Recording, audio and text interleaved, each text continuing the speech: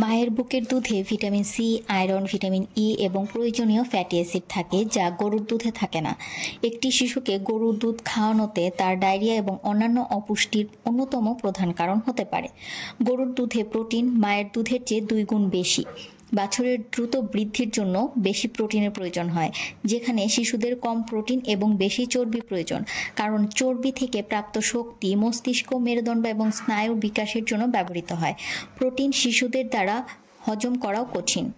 গরুর দুধে মায়ের দুধের চেয়ে বেশি কেজিন থাকে।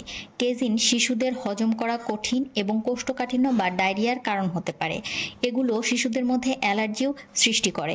মায়ের দুধে গরুর দুধের চেয়ে বেশি অসম্পৃক্ত চর্বি থাকে, যা ব্রেন ডেভেলপমেন্ট করে। আমেরিকান একাডেমি অফ পেডিয়াট্রিক্স গবেষণার মাধ্যমে প্রমাণ করেছে যে যদিও মায়ের দুধে ক্যালসিয়ামের পরিমাণ কম থাকে, বাচ্চাদের জন্য গরুর দুধের চেয়ে মায়ের দুধ ভালোভাবে শোষিত হয়। গরুর দুধে কম আয়রন থাকে, তাই বাচ্চাদের আয়রন ডেফিসিয়েন্সি অ্যানিমিয়া হতে পারে। গরুর দুধে অনেক বেশি পরিমাণে সোডিয়াম, পটাশিয়াম, ফসফরাস ইত্যাদি খনিজ উপাদান থাকে, যা শিশুর অপরিপক্ক কিডনির উপর অনেক প্রেসার ফেলে। তাই 2 বছর হওয়ার আগে শিশুকে কোনোভাবেই গরুর দুধ দেওয়া যাবে না।